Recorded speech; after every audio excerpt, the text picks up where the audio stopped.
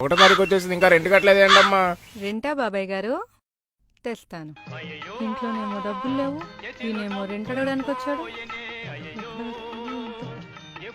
అయినా ఇవన్నీ కాదు, ఫ్రీగా ఇల్లు ఇస్తానంటే నమ్మి ఓటేసాను చూడు. నన్ను అనుకోవాలి. అమ్మా ఆహా, ఇక్కడున్నావా మహానుభావా?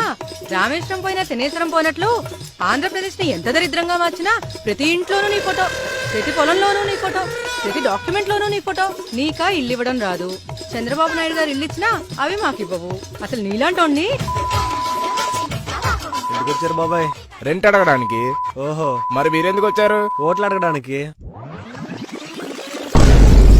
ఇంకా అడుగుతారా? మరి ఎంత మంచిగా మర్యాద చేసినప్పుడు ఇంకేం అడుగుతాం? తీసుకొచ్చాను బాబాయ్, తీసుకోండి. బాబూ, అమ్మా, మీరెవరు?